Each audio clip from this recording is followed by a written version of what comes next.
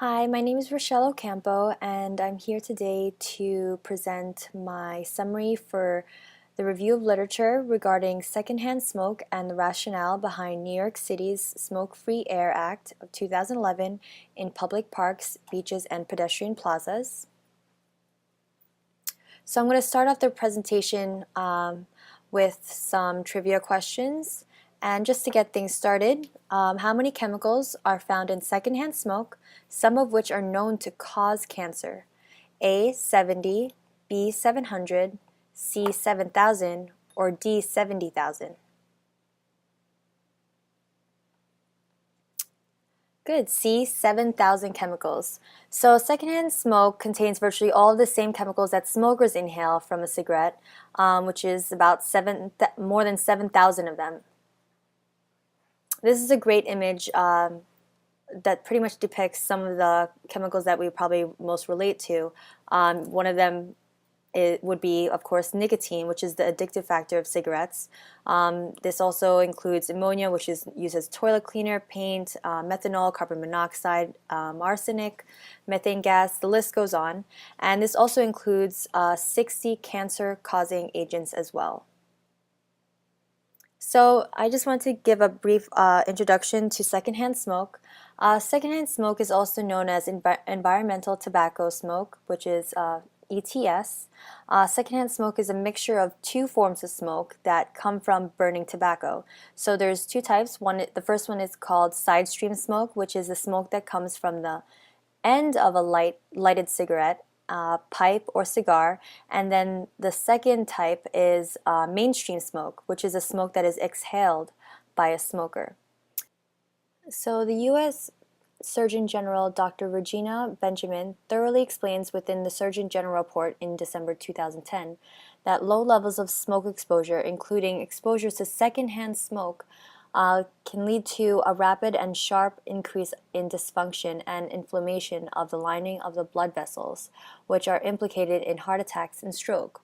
So, in summary, there is no safe level of exposure to tobacco smoke, and over 600,000 passive or secondhand smokers die each year, according to the World Health Organization in 2010, who collected data from 192 countries since 2004. And as we've learned before, there are over 7,000 chemicals in one cigarette. So now we're going to be introducing the 2011 New York Smoke-Free Act.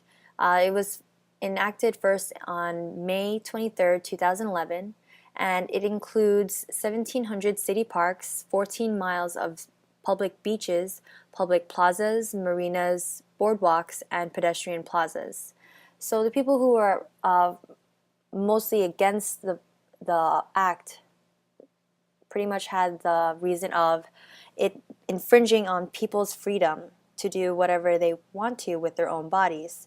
The people who are for the bill believe that it is a danger to public health. Secondhand smoke and cigarettes also lead to litter and also aesthetics.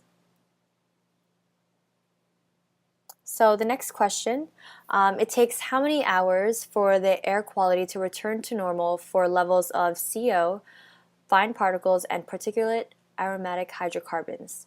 A, half hour, B, 1 hour, C, 2 hours, or D, 3 hours?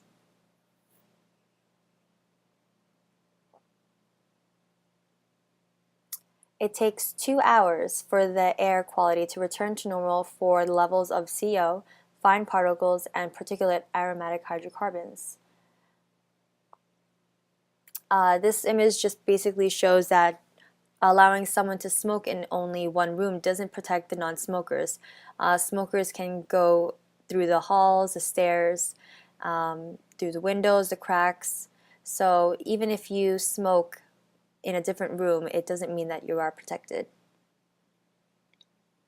So we're going to go a little bit more into the specific details of the 2011 New York City Smoke-Free Air Act.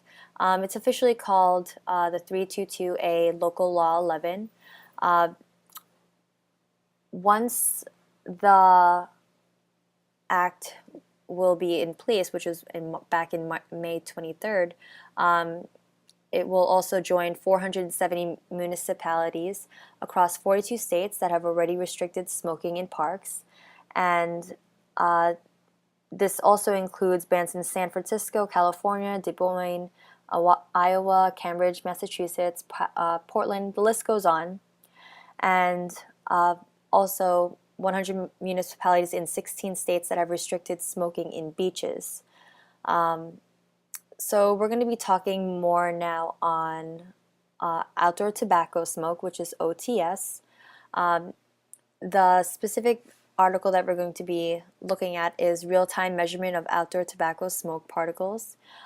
So this actually studied how smoking affects air quality at sidewalk, cafes, park benches, and other outdoor locations. So the research team from Stanford University concluded that a non-smoker sitting a few feet downwind from a lit cigarette is likely to be exposed to significant levels of contaminated air for brief periods of time. The next study that we're going to be seeing is called the secondhand smoke exposure among non-smokers nationally and in New York City.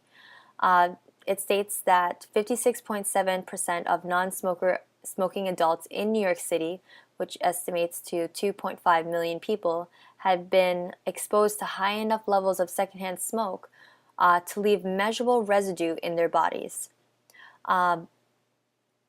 There is currently, there has been a debate on how to enforce this act, how to make sure that people are actually complying with the act.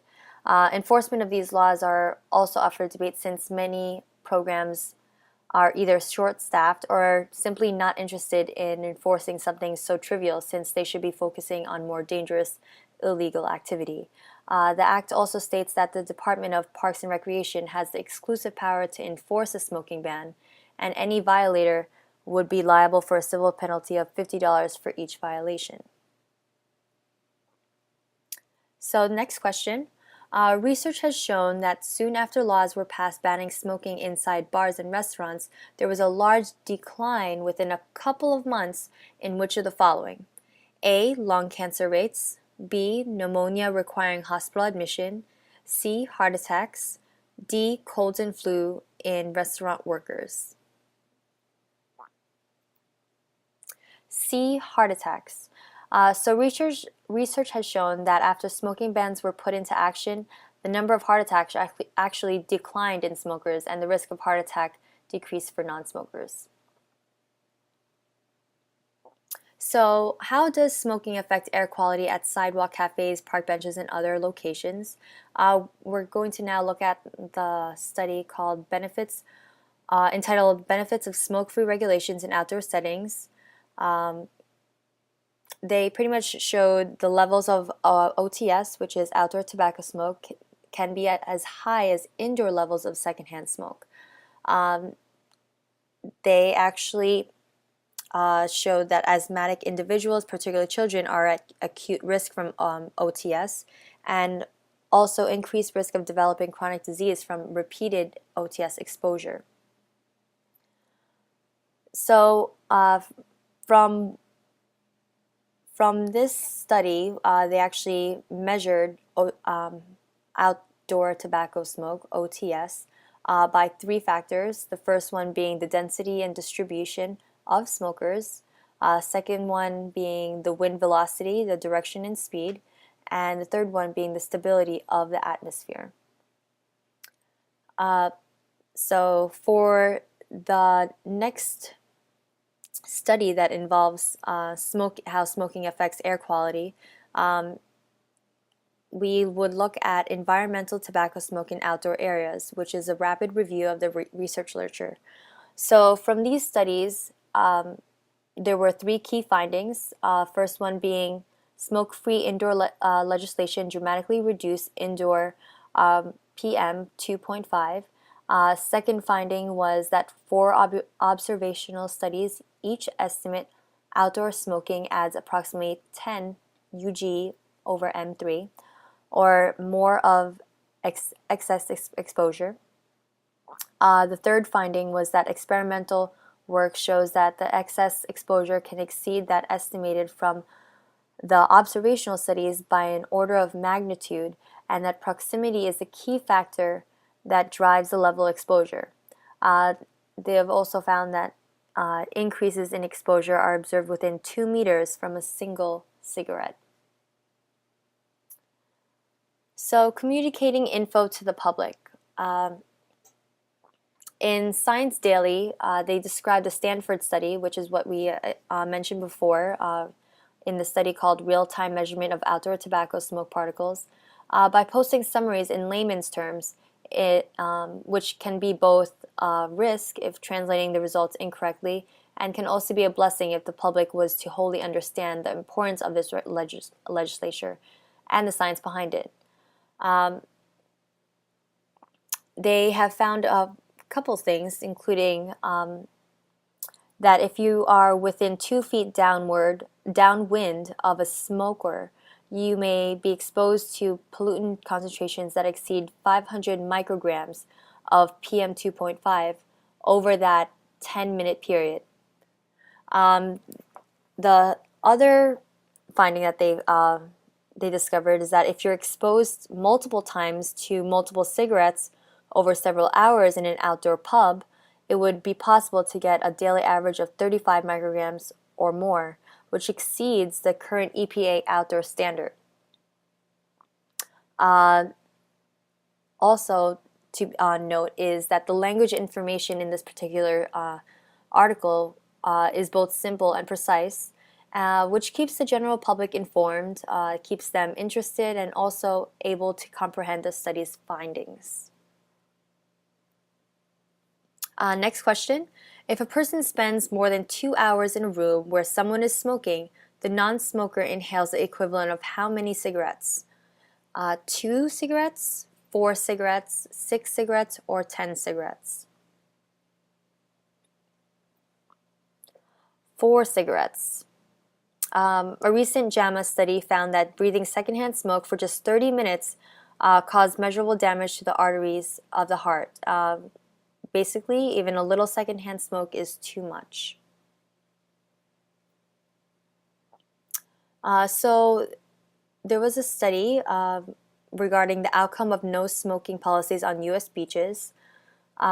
According to the World Health Organization, the evidence is indisputable that implementing 100% smoke-free environments is the only effective way to protect people from the harmful effects of secondhand smoke. However, some politicians and groups like CLASH, which is New York City citizens lobbying against smoker harassment, claim that secondhand smoke is significantly diminished in an open-air environment and that banning smoking on beaches infringes on civil liberties. We're going to look specifically at a case study on a U.S. beach called Hanauma Bay Beach and compare it with the New York City beaches. So the first smoking ban in the United States was in Hanauma Bay in 1993. The major motivations that pushed for the ban in the first place were both for aesthetics and the environment. This case study has been effective since its launch, which is enforced by both peer pressure and park rangers. The smoking ban and other proactive management measures enacted at Hanauma Bay played a major role in its selection as the #1 beach in the United States. So how does that compare with the for the New York City beach? So 2011 New York City Smoke-Free Air Act does include 14 miles of the New York City beaches, but the driving motivation was focused on exposure of secondhand smoke to the public, particularly children.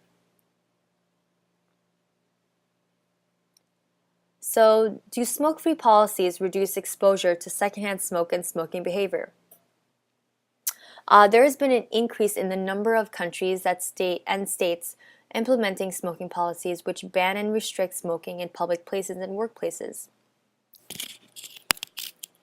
The main reason is to protect non-smokers from the harmful health effects of exposure to secondhand smoke. And the other main reason is to provide a supportive environment for people who do want to quit smoking. In this study, in this review, there was actually 50 studies, and the legislative bans reduce exposure to secondhand smoke. There was no change in exposure to secondhand smoke in private cars after implementing the legislative smoking bans. There was also no change in self-reported secondhand smoke exposure in the home. There are fewer data measuring smoking prevalence and smoking behavior, with either no change or a downward trend reported. There is some evidence that the health of those affected by the smoking ban did improve as a result of its implementation, most impressively in relation to heart attacks in hospitals. I'm not sure if some of you have ever heard of the e-cigarettes, but it's a new craze now about the e-cigarettes. The e-cigarette is actually in three parts. It has a battery, an atomizer, and a cartridge, which can be replaced every time that you want to get a new pack of nicotine. So which of the following is false about the e-cigarette? A. The FDA has not approved electronic cigarettes as smoking cessation devices. B. Its health effects, both long and short term, are unknown. C. Limited FDA testing has revealed levels of nitrosamines and other cancer-causing substances. Or D. Manufacturers are required to declare the ingredients and to declare substances inhaled and exhaled by the smoker are safe. So the answer is D, that is false. Manufacturers are required to declare the ingredients and to declare substances inhaled and exhaled by the smoker are safe. That is actually false. Manufacturers are not required to declare the ingredients. So it just shows to you that they pretty much control what goes in the e-cigarettes or not. The ruling actually prevents the FDA from requiring e-cigarette manufacturers to conduct stringent clinical trials to prove the product's safety and effectiveness as an aid to quit smoking. It's very important to let parents and let their children know that e-cigarettes are not safe and to make the recommendation or even enforce rules that they should not be used. So now we're going to be talking about the attitudes of the public on smoke-free outdoor policies. Reviewing the attitudes of the public is an important factor when discussing the rationale behind the legislation, because it will essentially show if the general public was in favor of the bill, if compliance occurred, and what may be done to improve future amendments to this bill. So the first article to be reviewed is called Minnesota Tobacco-Free Park Policies, Attitudes of the General Public and Park Officials.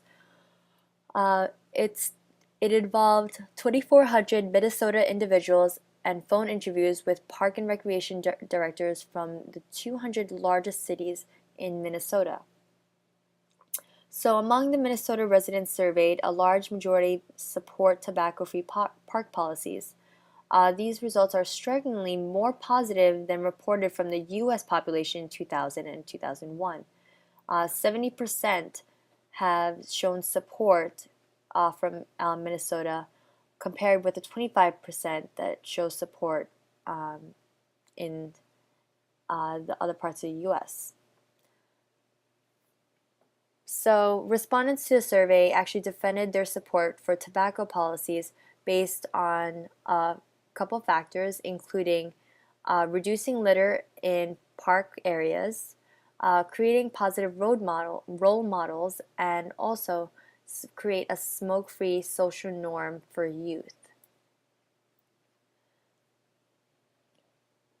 So in this figure 1, it shows difficulty experienced by park directors when establishing a tobacco-free park policy. So you can see that 51% see that it's not difficult at all, and 37% say that it's not very difficult. So only 1/4 of the park directors reported non-compliance incidents, suggesting that compliance is generally high, which is consistent with the clean indoor air policies.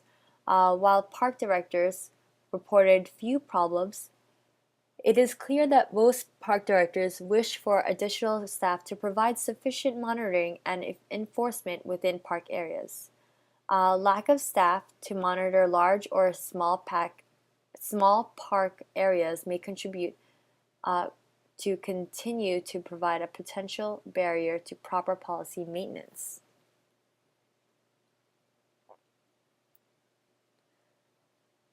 So the next study that we're going to review is called At the Frontier of Tobacco Control, a brief review of public attitudes towards smoke-free outdoor places. So with this, it actually showed that the majority of the public supports restricting outdoor smoking in selected settings, particularly those frequented with children. So